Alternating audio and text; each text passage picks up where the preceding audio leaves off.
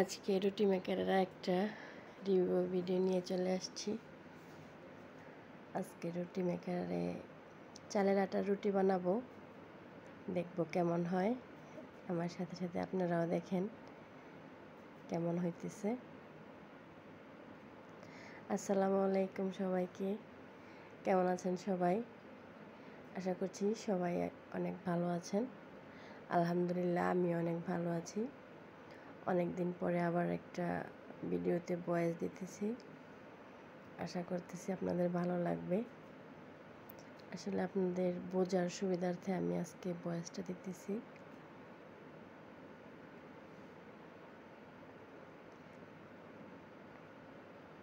এই তো দেখেন একটা রুটি, আসলে একটু মোটা হয়েছে, এই জন্য আমি দ্বিতীয়বার আরেকটা চাপ দিয়ে দিব।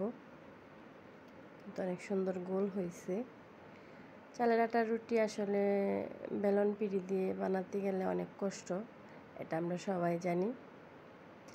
আমি শুরুতে বেলন পিঁড়িতেই বানাইতেছিলাম, পরে ভাবলাম যে রুটি মেকারে বানায় দেখি কেমন হয়। পরে তো আসলে আমি অনেক খুশি হয়ে গেছি যা হয়েছে দেখে। এই তো দেখেন আপনারাও, অনেক সুন্দর রুটি হয়েছিল মাশাআল্লাহ। আমি তো ভাবছিলাম হয়তো ভালো হবে না।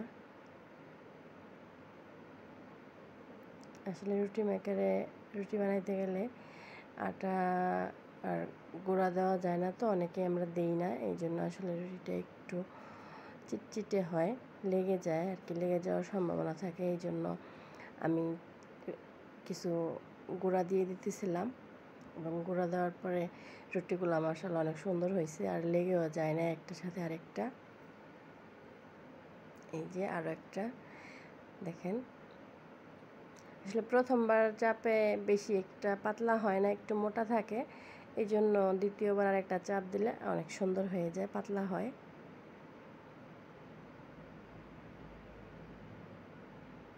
এইভাবে আমি সবগুলো রুটি সুন্দর করে বানিয়ে নিয়েছি, অনেক সুন্দর হয়েছে মাশাআল্লাহ। বেলতে গেলে দেখা যায় বাঁকা তেড়া হয়ে যায়, এই জন্য মেকারে অনেক সুন্দর গোল গোল রুটি হয়েছে সবগুলা। যেগুলো আমি বেলন পিঁড়িতে বানাইছিলাম কয়েকটা, ওইগুলো একটু বাঁকা হয়েছে। আর আটার রুটি তেমন একটা ফুলে না, আসলে রুটি মেকারে আমি কয়েকদিন বানাইছি, খুব বেশি একটা ফুলে না ভাজতে গেলে।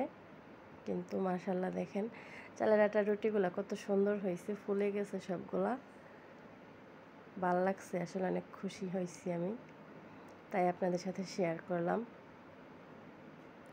আমরা অনেকে আসলে ভুল ধারণা নিয়ে থাকি যে রুটি মেকারে হয়তো রুটি সুন্দর হয় না, ভালো হয় না, অনেকেই অনেক কথা বলে। আমি রুটি মেকারটা কেনার পরে আমাকেও কয়েকজনে অনেক কথা বলছে, পরে আমি আর তাদের কথা কানে নিয়ে আসলে নিয়ে ফেলছি, দেখি কি হয়। কিন্তু নেয়াতে আমার অনেক সুবিধা হয়েছে, রুটিগুলো সুন্দর হয়। আপনারা তো দেখতেছেন চালের আটার রুটি আরও বেশি সুন্দর হয়।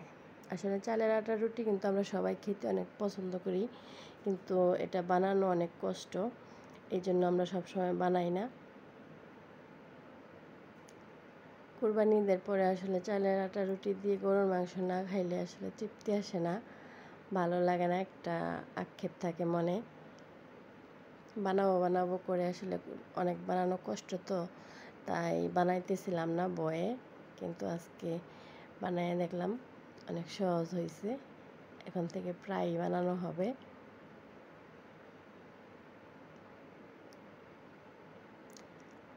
আটা বা ময়দার থেকে চালের আটার রুটিগুলো বেশি সুন্দর হয়েছে, বাছতে গিয়ে আমি যা বুঝলাম।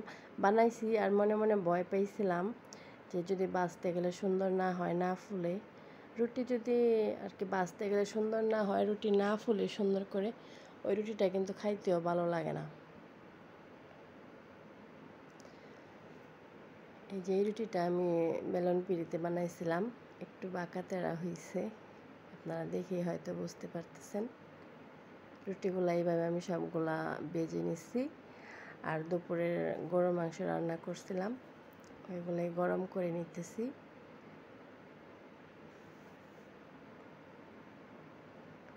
আমার ছোটো ছেলেকে খেতে দেব।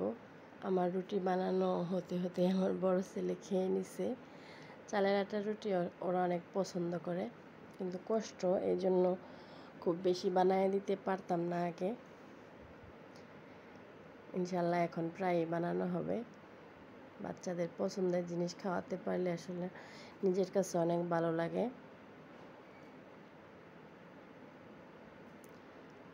তো সর্বোপরি আপনারা আমার ভিডিওটা দেখে বুঝতে পারলেন যে রুটি মেকারে চালের আটার রুটি বানানো কতটা সহজ। আসলে আমরা ভুল ধারণা নিয়ে আর থাকবো না। কোনো কিছু ব্যবহার না করলে আসলে বোঝা যায় না। মানুষের কথায় আসলে কান দিয়ে লাভ নাই।